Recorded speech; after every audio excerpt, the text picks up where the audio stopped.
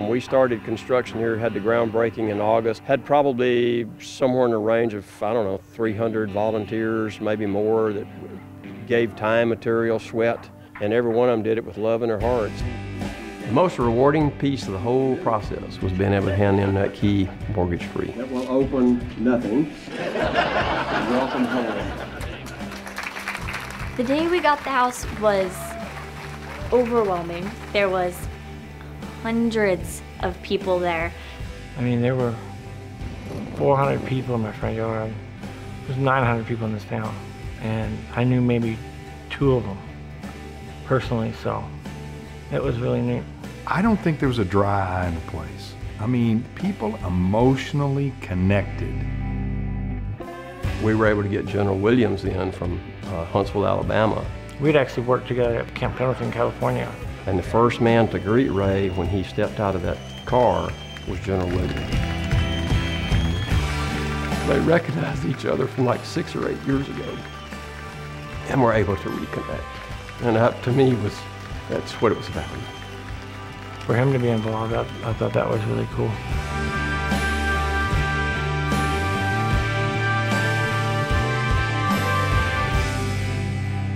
We moved around a lot.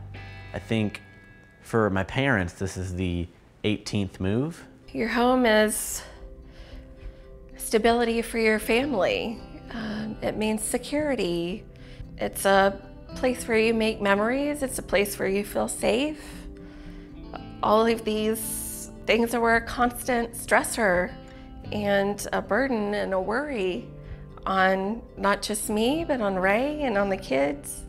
The home that they lived in over in Cypress didn't meet probably 10% of his needs. If we hadn't gotten the house when we definitely would have been further downhill. The emergency room trips were more frequent.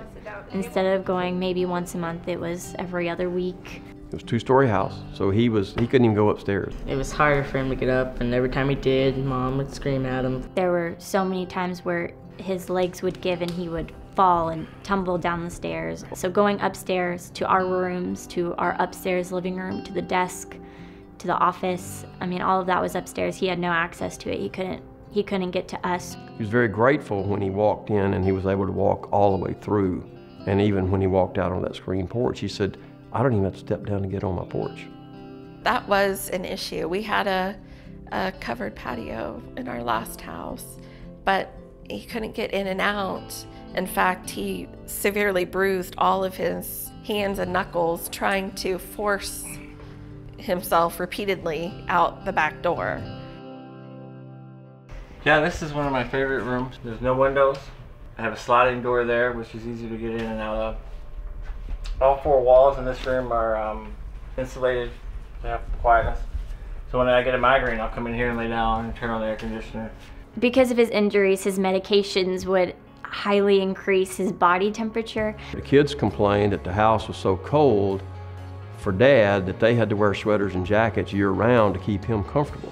You have to have like 3 layers of shirts on, 2 pairs of pants, 5 pairs of socks. Absolutely ridiculous. It's so cold.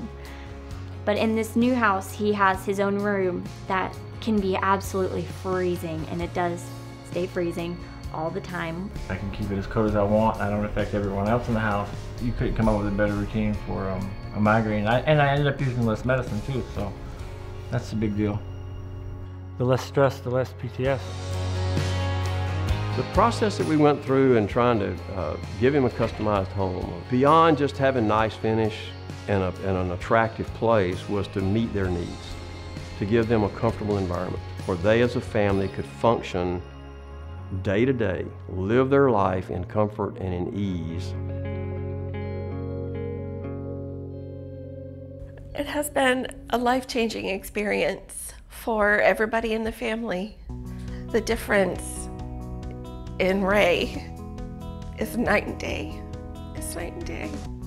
He's getting back to the way that he used to be. There's more humor there. Since we received this house from Operation Finally Home, we get to spend, let's see, 75% more time together. It's easier for me to get around and chase them down, but now they're teenagers and they don't want to hang out, so it's a double-edged sword, I guess. to go in and step in and come alongside them and pick that one piece up and free them up to be able to do some other things that they wouldn't otherwise be able to do. My daughter would be the first one to go to college directly out of high school. If it wasn't for this place, she wouldn't be there. I mean, I couldn't afford it. There's no way. There are just so many different people, companies, entities that come together for this common goal of supporting wounded service members, wounded veterans, wounded families. I think the most rewarding part of it is to see all the people that have come together and the response that they've made to making a difference in the Coffey's lives. No one said no. Nobody didn't say maybe. They all said, what do we got to do to help?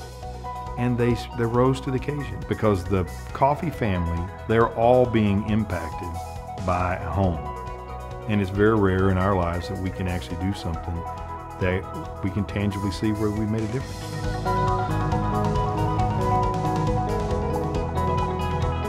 We started out with pouring concrete, and now look where we are.